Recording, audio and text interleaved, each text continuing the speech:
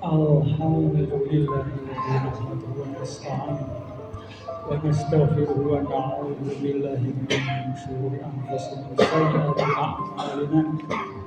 May yahdihillahu fala mudilla lahu wa may yudlil fala hadiya lahu. Asyhadu an la ilaha illallah wa la syarika lahu wa asyhadu anna Muhammadan 'abduhu wa rasuluh. Allahumma sholli ala sayyidina Muhammad wa ala alihi wasallam. Amma ba'du. Fa ya ibadallah, ittaqullaha haqqa tuqatih wa la tamutunna illa wa antum muslimun. Saudara-saudara sidang Jumat yang dimuliakan oleh Allah Subhanahu wa taala. Puja dan syukur kita panjatkan terhadap Allah Subhanahu wa taala yang mana kita telah keimanan, keislaman, keisanan sehingga pada hari ini kita bisa melaksanakan sholat Jumat secara berjamaah. Tidak lupa salam dan sholawat kita sanjungkan kepada Nabi Muhammad Sallallahu Alaihi Wasallam.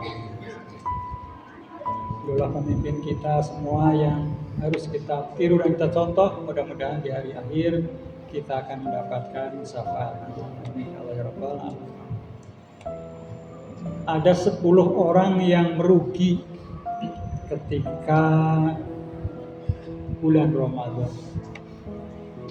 Siapa saja? Pertama adalah yang sering meninggalkan sholat fardu hingga Idul Fitri.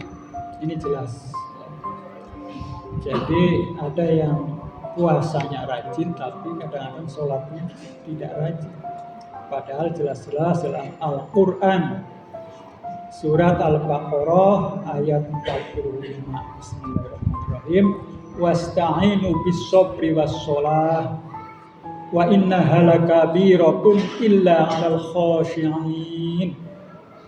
Yang artinya, dan mohonlah pertolongan kepada Allah dengan sabar dan sholat. Dan sholat itu sungguh berat kecuali orang-orang yang khusyuk. Maka kita mohon pertolongan kepada Allah, apalagi dalam bulan Ramadan ini, dengan sabar dan sholat. Dengan sholat, insya Allah kita akan diampuni dosa-dosanya, ibadahnya akan terkabul, dan harus khusyuk sholatnya. Oleh karena itu maka kita harus maksimal dalam sholat sehingga benar-benar sholatnya khusyuk. Memang berat tetapi kita harus maksimal dalam melaksanakan sholat ini. Yang kedua yang merugi adalah yang belum pernah menginjakkan kakinya di masjid hingga Ramadan usai. Jadi Ramadan berjalan tetapi tidak pernah ke masjid. Puasa, melaksanakan puasa tetapi tidak pernah ke masjid. Ini juga rugi. Karena di masjid ini berkah, ya, sholat di masjid, berjamaah di masjid. Oleh karena itu maka sebelum selesai bulan Ramadan ini makmurkan masjid secara maksimal sehingga insya Allah kita menjadi orang yang benar-benar dicintai oleh Allah Subhanahu wa taala. Yang ketiga, yang memikirkan ibadah hanya di bulan Ramadan saja. Setelah Ramadan tidak ibadah lagi atau menurun, semangat ibadahnya menurun. Ramadan rajin ke masjid, begitu selesai Ramadan sudah jarang ke masjid. Ini juga merugi. Dalam Al-Quran surat Al-Hijr ayat 99. Bismillahirrahmanirrahim. Wa'bud rabbaka hatta ya'tiyakal yaqin. Yang artinya, dan sembahlah Tuhanmu sampai datang kepadamu kematian, sampai mati baru selesai ibadahnya. Jadi kalau kita masih sehat, masih segar bugar terus sampai datang kepastiannya adalah kita mati sudah selesai, baru selesai ibadahnya. Nah, maka selagi kita di bulan Ramadan ini kita benar-benar maksimalkan beribadah kepada Allah Subhanahu wa taala. Yang keempat, yang merugi adalah orang yang tidak dapat Lailatul Qadar. Yang lain dapat, kita enggak. Karena apa? Pikirannya lebaran itu sebenarnya lebaran, persiapan lebaran dan sebagainya. Padahal yang lain dapat Lailatul Qadar. Dalam Al-Quran dijelaskan, bismillahirrahmanirrahim, Lailatul Qadri khairum min alfi syahr. Jadi Lailatul Qadar itu adalah lebih baik daripada 1000 bulan. Maka ini masih ada kesempatan malam-malam ganjil di 10 hari terakhir, maka maksimalkan kita untuk beribadah kepada Allah. Sehingga kita semua mendapat malam Lailatul Qadar. Yang kelima, yang rugi, menuruti anak dalam perkara yang tidak baik, maksiat untuk memeriahkan Idul Fitri. Contohnya apa? Membelikan petasan, dinyalakan dan sebagainya sehingga meresahkan. Itu namanya dalam agama Islam itu tabzir. Tabzir ini adalah menyalurkan harta untuk tujuan yang haram. Ya, hartanya untuk beli petasan dan sebagainya. Sehingga justru akan menjadikan orang lain terganggu.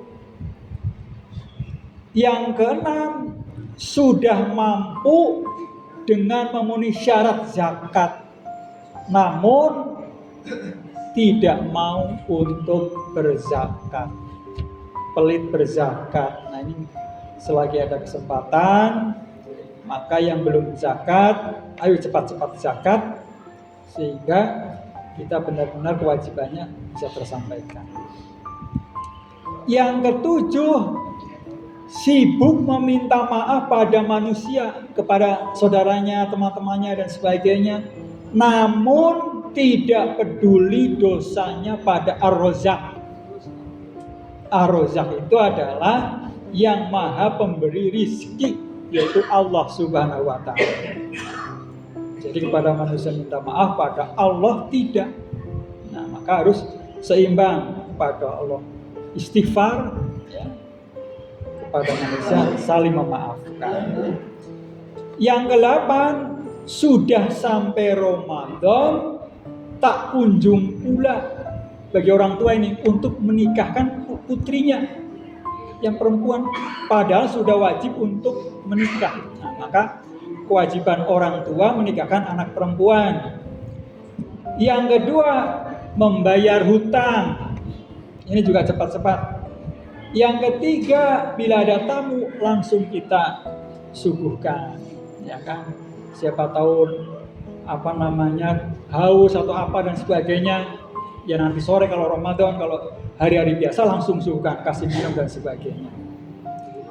Yang selanjutnya harus cepat-cepat bertobat kepada Allah Subhanahu wa ta'ala. Jangan ditunda-tunda karena ada batas waktunya yang tidak diterima tobatnya.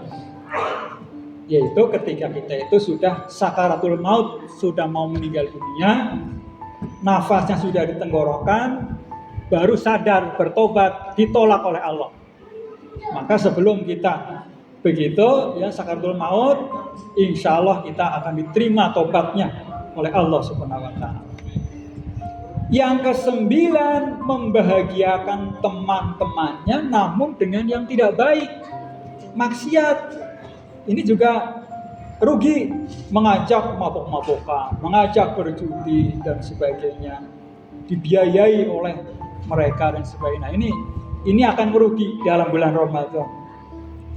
Yang ke-10, masih muda namun hanya memikirkan kesenangan dunia, silau terhadap kesenangan dunia, kemewahan dunia. Padahal dunia sifatnya sementara dan di akhiratlah yang abadi selama-lamanya. Itulah ke-10 orang yang merugi. Mudah-mudahan kita bukan termasuk ini. Ya, mudah-mudahan kita termasuk orang yang beruntung. Apalagi kita dalam bulan Ramadan ini kita maksimalkan ibadah pada Allah Subhanahu wa taala. Barakallahu li wa lakum fil Qur'anil azim wa nafa'ani wa iyyakum bima fihi minal ayati wa dzikril hakim wa taqabbal minni wa minkum tilawatahu innahu was-sami'ul 'alim. Aqulu qawli hadza wa astaghfirullah wa lakum wa lisa'iril muslimina wal muslimat wal mu'minina wal mu'minat fastaghfiruhu innahu huwal ghafurur rahim.